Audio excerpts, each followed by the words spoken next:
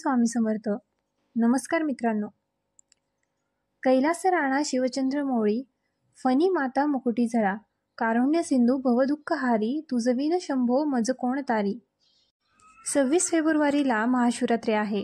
महाशिवरात्री हा दिवस भगवान शंकराच्या उपासनेसाठी अतिशय महत्त्वाचा दिवस.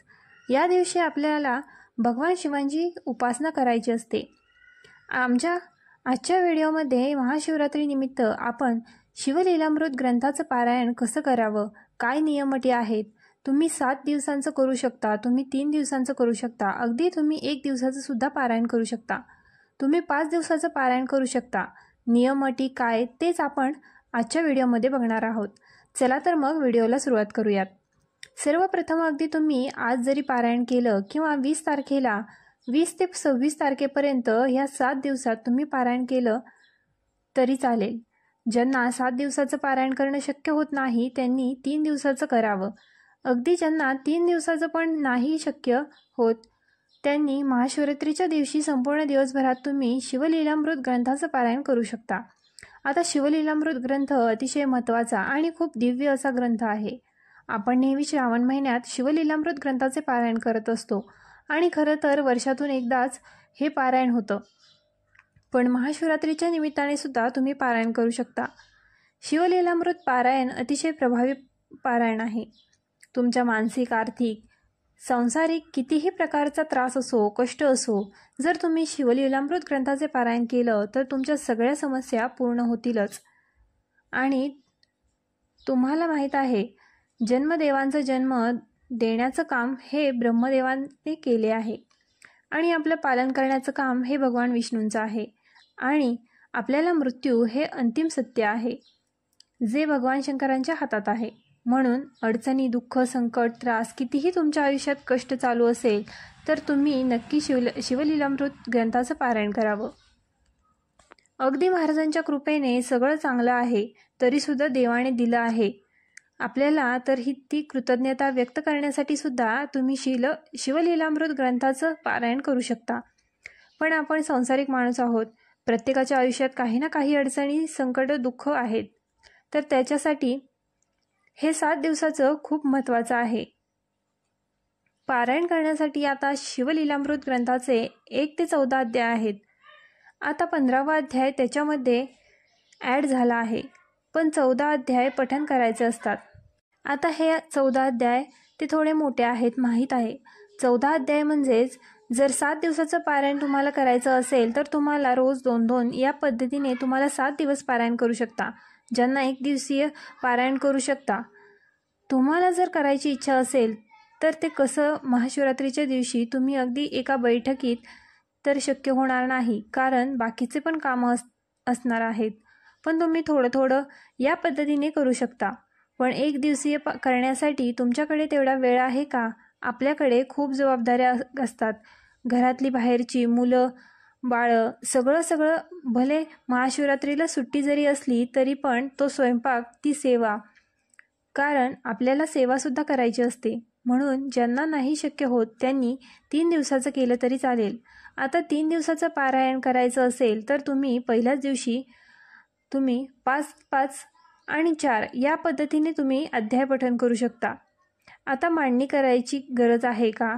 तर बघा, तुम्हाला करायची असेल तर करा, नाहीतर देवघरात बसून तुम्ही पारायण करू शकता.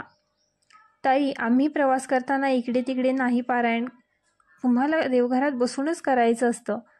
तुमच्याकडे ग्रंथ असेल तर तो ग्रंथ देवासमोर ठेवावा आणि तुमचं वाचून झाल्यावर परत तुम्ही तो जागेवर ठेवू शकता. जर तिथे ठेवायला जागा नसेल तर या पद्धतीने सुद्धा तुम्ही पारायण करू शकता. पारायण वाचायचं एक पद्धत असते. तुम्ही पहाटे वाचू शकता, अगदी तुम्ही रात्री 12 ते 12:30च्या दरम्यान सुद्धा वाचू शकता, किंवा तुम्ही प्रदोषकाळी म्हणजेच तुम्ही संध्याकाळी सुद्धा शिवलीलामृत ग्रंथाचं पारायण करू शकता. ते 5-5 म्हणजे ते 3 दिवसाचं पारायण करणार असेल त्यांच्यासाठी सांगते. तुम्ही सुरुवातीला जर पहिल्या दिवशी तुम्हाला 5 अध्याय वाचायचे आहेत तर तुम्ही सकाळी 2 अध्याय वाचले, संध्याकाळी 3 वाचले, किंवा सकाळी 3 वाचले, संध्याकाळी 2 वाचले, किंवा सकाळी 2, दुपारी 2, संध्याकाळी 1 या पद्धतीने तुम्ही पारायण करू शकता. बघा, सांसारिक माणसाच्या आयुष्यात प्रचंड जबाबदाऱ्या असतात. घरातली काम, मुलांची शाळा या सगळ्या व्यतिरिक्त त्यांच्यात हे सगळं करूनही आपण परमात्मा साधतो आहे, ते खूप महत्त्वाचं आहे. ज्यांना एका बैठकीत करणं शक्य असेल त्यांनी आवर्जून एका बैठकीत करावं. पण ज्यांना शक्य नाही होत त्यांनी थोडे थोडे अध्याय पठन केले तरी चालेल. काहीही होत नाही. कुठलाही देव तुमचं कधीच वाईट करत नाही. किंवा कोणी आपले महाराज किंवा भगवान शंकर सुद्धा म्हणणार नाहीत, अरे तू एका बैठकीत केलं नाही तर मग तुला मी शिक्षा देतो नाही. देव फक्त भक्तीचा भुकेला आहे. तुमची भावना, तुम्ही किती छान पद्धतीने देवाची सेवा करता ते जास्त महत्त्वाचं आहे. म्हणून 3 दिवसाचं पारायण केलं तरी चालेल. 1 दिवसाचं जर शक्य असेल तर तेही इथेही तुम्ही करू शकता. अगदी तुम्ही महाशिवरात्रीच्या दिवशीसुद्धा करू शकता किंवा त्याच्या आदल्या दिवशी पण करू शकता.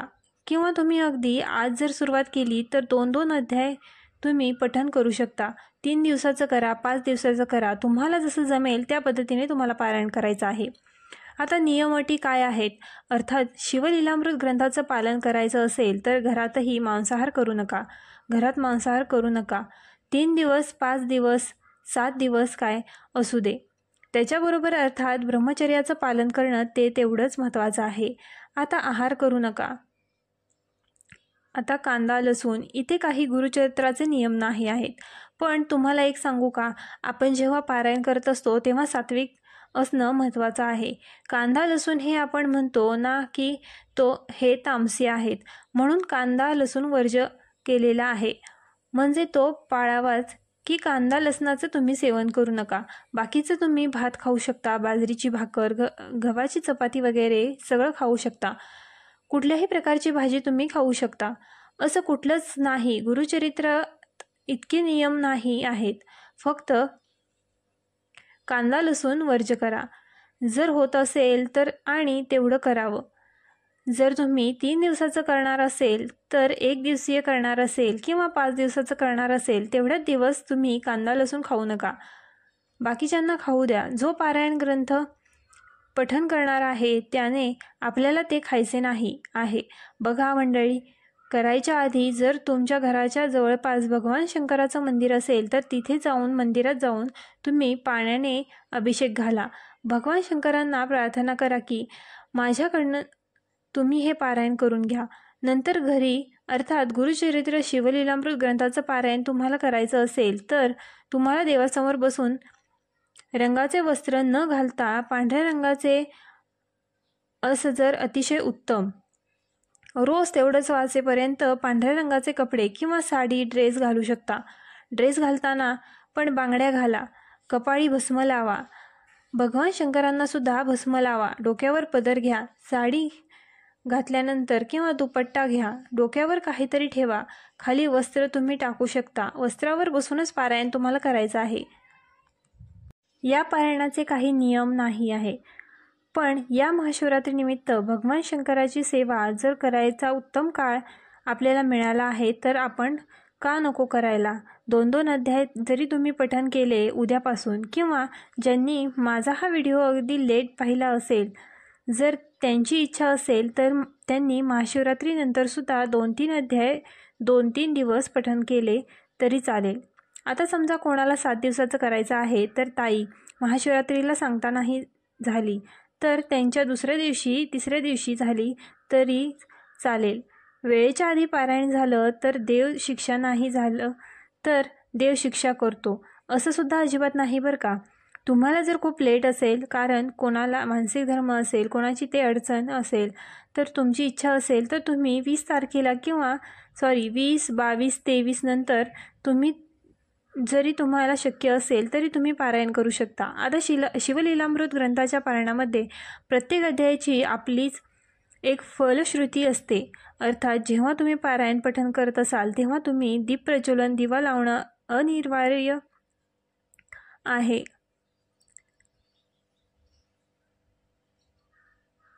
जेव्हा तुम्ही पारायण पठण करत असाल तेव्हा तुम्ही दीप प्रज्वलन, दिवा लावणं अनिवार्य आहे.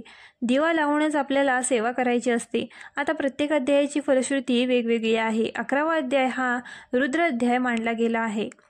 तोही शिवलीलामृत ग्रंथांचा मेरुमणी मानला गेला आहे. तर या पद्धतीने तुम्हाला जेवढे अध्याय म्हणजे संपूर्ण एक पारायण करायचं आहे. पण ज्यांना नाही करणं शक्य होत की ताई नाही होणार माझ्याकडनं, कारण मुलगा लहान आहे, घरातली कामं आहेत, बाकीचेही आपल्या पाठीमागे व्याप आहेत, नाही होणार, मग काय करू शकतो तर तुम्ही महाशिवरात्रीपर्यंत शिवलीलामृताचं एक ग्रंथाचं पारायण करू शकता. म्हणजेच काय, तुम्ही 11वा अध्याय पठन करू शकता. 11वा अध्याय जो पठन करत असतो त्याला रुद्र पठन केल्याचं त्याला पुण्य मिळतं असताना आणि त्यांना ब्रह्मानंदांची सुद्धा साथ असते. म्हणून शिवलीलामृताचा 11वा अध्याय हा रुद्र अध्याय मानला गेला आहे. मला सांगा फक्त, जर प्रत्येक अध्यायातून तुम्हाला काही ना काही मिळणार आहे, जर संपूर्ण शिवलीलामृत ग्रंथाचं पालन केलं तर या सगळ्या गोष्टी तुम्हाला प्राप्त होणार आहेत. मग जर तुमची इच्छा असेल की ताई माझ्याकडे नाही होणार एवढं सगळं शक्य पठन करणं, तर मी फक्त 11वा अध्याय पठन करू शकते, तर हो तुम्ही करू शकता. फक्त 11वा अध्यायसुद्धा तुम्ही पठन करू शकता जर तुमची इच्छा असेल तर. पण संपूर्ण शिवलीलामृत ग्रंथाचं पारायण केलं तर नक्कीच तुम्हाला खूप चांगला लाभ येईल, अनुभव येईल. भगवान शंकर हे श्याम सदाशिव आहेत.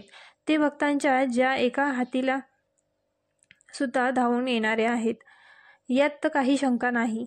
आता पारायण झाल्यावर उद्यापन कसं करायचं हा महत्त्वाचा प्रश्न. तर बघा, उद्यापनाच्या दिवशी ती महाशिवरात्री असो किंवा दुसरा तिसरा दिवस नंतरचा असो किंवा अलीकडचा असो, ज्याने 3 दिवसाचं पारायण केलं असेल महाशिवरात्रीच्या आधीसुद्धा तरीही चालेल. मग त्याने काय करावं, तर तुम्ही भगवान शंकराच्या मंदिरात जाऊन तुम्ही दान करू शकता.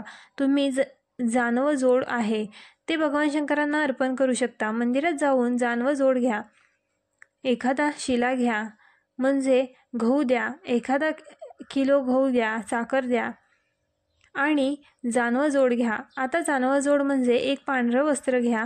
तुम्ही जानव जोड पण माहीत आहे, तुम्हाला दुकानात मिळून जाईल, आणि एक पांढरं वस्त्र घ्या.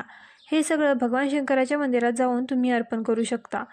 तिथे गुरुजी असतील तर ते घेऊन जातील किंवा ज्याला गरज आहे मग हे सगळं वस्त्र, हे घेतलेलं सामान तुम्ही शिवमंदिरात जाऊन तिथे अर्पण करावं आणि नंतर जर तिथे गुरुजींना नसेल तर ते सामान उचलून एका गरजूला दान करावं. या पद्धतीने अगदी साधं आहे. घरात काय तुम्ही दही भाताचा नैवेद्य दाखवला तरी चालेल. खूप काही नाही आहे, फक्त पठन करणं, श्रवण करणं, भगवान शंकराची उपासना करणं खूप महत्त्वाचं आहे. रोज ओम नमः शिवाय या मंत्राचा जप आवर्जून तुम्ही करू शकता. तर या पद्धतीने आपल्याला शिवलीलामृत ग्रंथाचं पारायण करायचं आहे. व्हिडिओ आवडला असल्यास आपल्या ग्लो मराठी चॅनलला लाईक, शेअर आणि सबस्क्राईब करायला विसरू नका.